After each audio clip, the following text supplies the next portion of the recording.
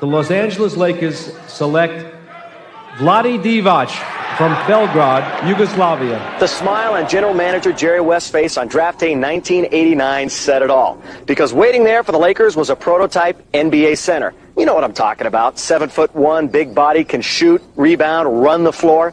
But the surprise was he wasn't coming from Georgetown, Syracuse, or UCLA. But would you believe Yugoslavia?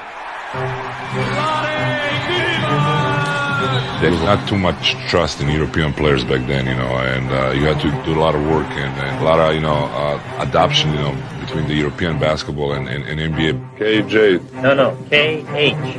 KH. J. Obviously, language was big trouble for me because, back then I didn't speak any word.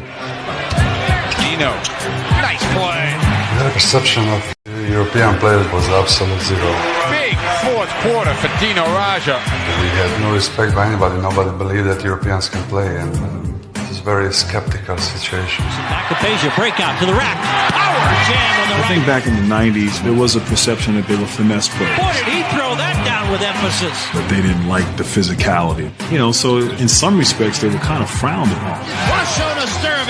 Not so much from executives, just from players.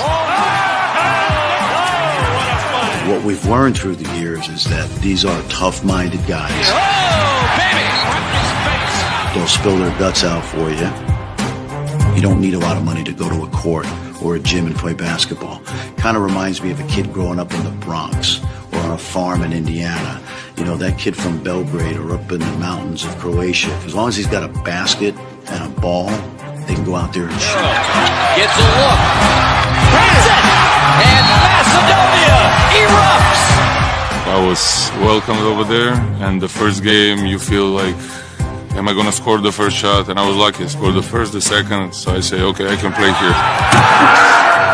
Everybody getting in there! We didn't know what the European style of basketball was, but eventually I think the league started to change. They knew how to dribble, pass, shoot, had a good sort of understanding of how to play. Lillard lobs for Nurkic. What a play! Here in America, if you're big, you go down on one end with the big fellas, you work on layups. If you're small, you go to the other end. And what they did was to show us that there will be guys that are 7 foot and that can shoot and that can move and are expected to do what guards do.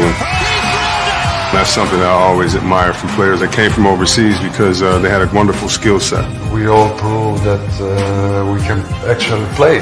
I was a big guy. Usually with the coaches would work guy moves, but our coaches exposed me to be a point guard, to be a shooting guard. So basically, I developed my skills, not just as a big guy, but the small guy too.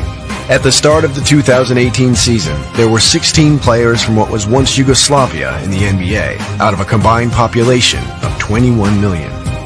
There were just 48 other NBA players from the rest of Europe, and a population of over 700 million. Montenegro has 2 players out of a population of 500,000, while Italy also has 2 players, and it's a country of 60 million people. It started with Vlade and Peja Stojakovic, and obviously when Drazen came over. And now, outside of the United States, I think you can easily make the argument that more great players have come from the former Yugoslavia than any other region of the world.